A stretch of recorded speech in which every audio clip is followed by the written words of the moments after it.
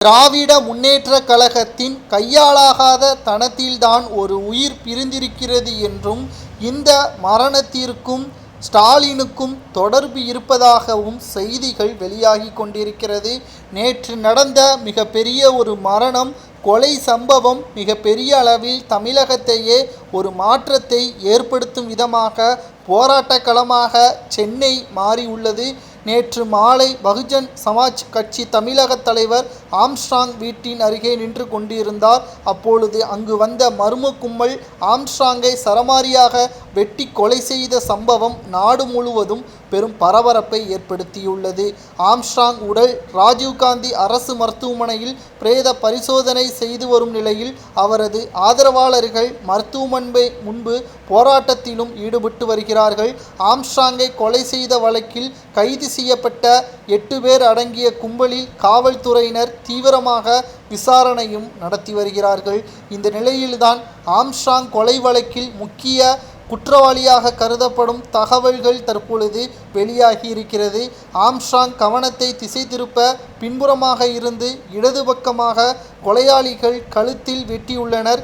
கணுக்காலில் வெட்டிய நிலையில் கொலையை செய்த பின்னர் சரமாரியான கொலையாளிகள் வெட்டி படுகொலை செய்ததாகவும் தற்பொழுது வாக்குமூலமும் கொடுத்துள்ளது.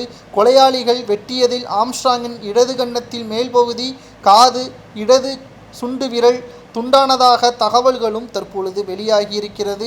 மிகப்பெரிய ஒரு கோர சம்பவமாகத்தான் இதை நம்மால் பார்க்கவும் முடிகிறது. விடியா ஆட்சியின் இந்த செயல்பாடு முற்றிலுமாக மோசமாகத்தான் இருக்கிறது. ஒரு மாநில கட்சியின் தலைவராக இருக்கக்கூடியவருக்கு இந்த நிலைமை என்றால் சாதாரண மக்களுக்கு எந்த நிலைமை? விடியா அரசு மிகப்பெரிய ஒரு மோசடியான ஆட்சியைத்தான் நடத்தி வருவதாகவும், பணத்திற்கும் பதவிற்கும் மட்டும்தான் ஸ்டாலின் அவர்கள் பேசுவாரே தவிர, இப்பேற்பட்ட கொலை சம்பவத்திற்கு யார் காரணம்? மேலும் கைது செய்யப்பட்டவர்கள் உண்மையிலேயே கொலை செய்தவர்களா, அல்லது இந்த வழக்கை மூடி மறைக்க வேண்டி இதற்காக காவல்துறையினரும் உடந்தையாக செயல்படுகிறார்களா என்ற பல்வேறு கேள்விகளும் விமர்சனமாக முன்வைக்கப்பட்டு வருகிறது. உடனடியாக ஸ்டாலின் ராஜினாமா செய்ய வேண்டும். கொலைக்கு முழு பொறுப்பேற்று தன்னுடைய ஆட்சி அதிகாரங்கள் அனைத்தையும் பயன்படுத்திய தவறியதன் காரணமாக தனது பதவியை ராஜினாமா செய்ய வேண்டும் என்றும் சமாஜ்வாதி கட்சி தொண்டர்களும் தற்பொழுது ரோட்டில் இறங்கி போராட்டத்தை நடத்தி வருகிறார்கள். இதனால் சென்னை முழுவதும் பதற்றமான நிலையும், மேலும் எல்லா இடங்களிலும் பதற்றமான சூழ்நிலைகளும் இருப்பதாக மக்கள் தங்களது கருத்துக்களை இணையதளம் மூலமாக பதிவு செய்து வருகிறார்கள்.